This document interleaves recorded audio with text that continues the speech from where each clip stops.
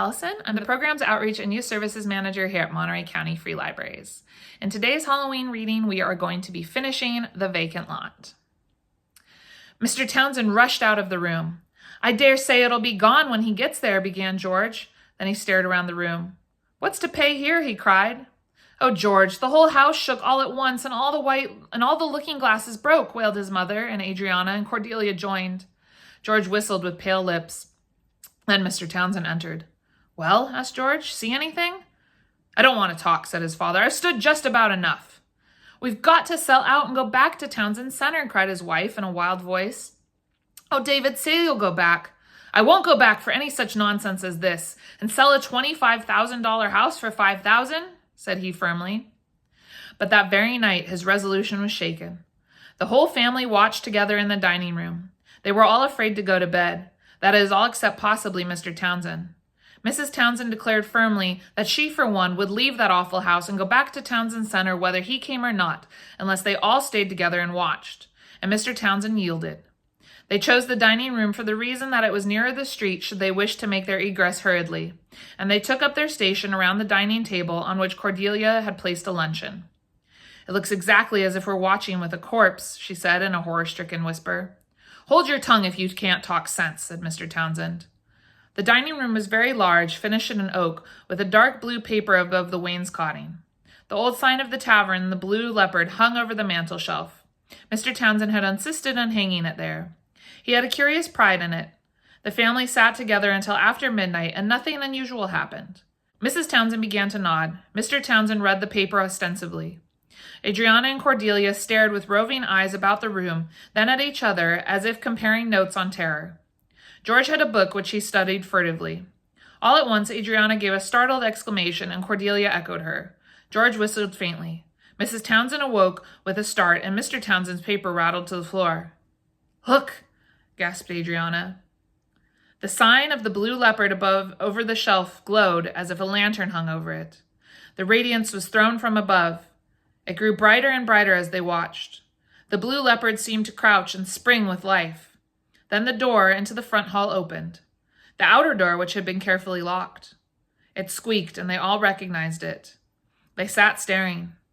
Mr. Townsend was as transfixed as the rest. They heard the outer door shut. Then the door into the room swung open, and slowly that awful black group of people which they had seen in the afternoon entered. The Townsends with one accord rose and huddled together in the far corner. They all held to each other and stared. The people, their faces gleaming with the whiteness of death, their black robes waving and folding, crossed the room. They were a trifle above mortal height, or seemed so to the terrified eyes with which saw them. They reached the mantel shelf where the signboard hung. Then a black-draped long arm was seen to rise and make a motion as if plying a knocker.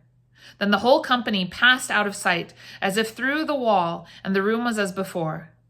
Mrs. Townsend was shaking with a nervous chill. Adriana was almost fainting. Cordelia was in hysterics.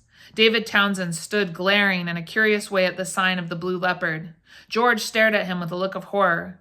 There was something in his father's face which made him forget everything else. At last he touched his father's arm timidly. "Father," he whispered.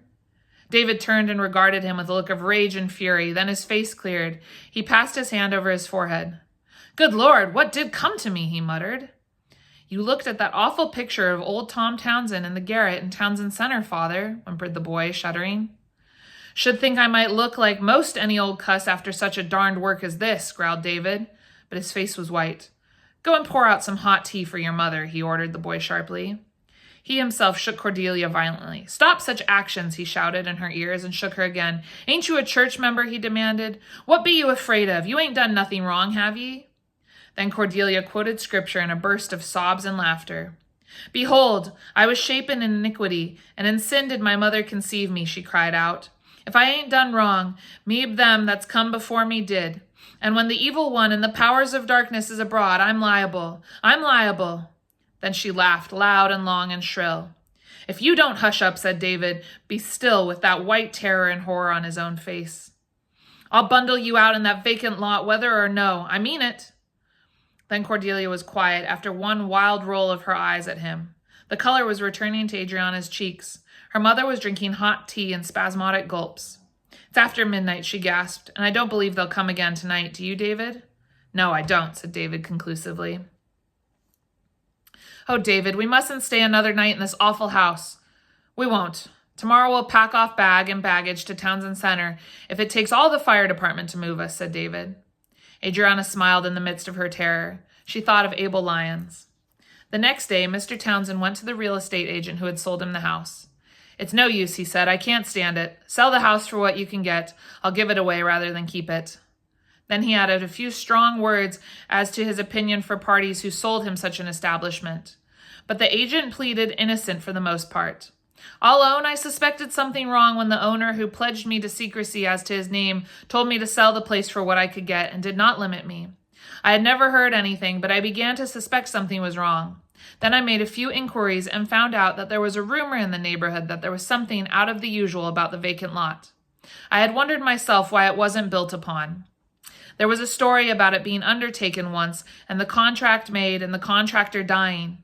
Then another man took it and one of the workmen was killed on his way to dig the cellar, and the others struck. I didn't pay much attention to it. I never believed much in that sort of thing anyhow. And then, too, I couldn't find out that there had ever been anything wrong about the house itself, except as the people who had lived there were said to have seen and heard strange things in the vacant lot. So I thought you might be able to get along, especially as you didn't look like a man who was timid, and the house was such a bargain, and as I never handled before. But this you tell me is beyond belief.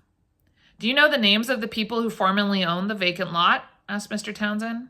I don't know for certain, replied the agent, for the original owners flourished long before your or my day. But I do know that the lot goes by the name of the old Gaston lot. What's the matter? Are you ill? No, it's nothing, replied Mr. Townsend. Get what you can for the house. Perhaps another family might not be as troubled as we have been. I hope you are not going to leave the city, said the agent urbanely. I'm going back to Townsend Center as fast as steam can carry me after we get packed up and out of that cursed house, replied Mr. David Townsend. He did not tell the agent, nor any of his family, what had caused him to start when he told the name of the former owners of the lot. He remembered all at once the story of a ghastly murder which had taken place in the Blue Leopard. The victim's name was Gaston, and the murderer had never been discovered. Thank you for joining me. I hope that you enjoyed the story of the vacant lot.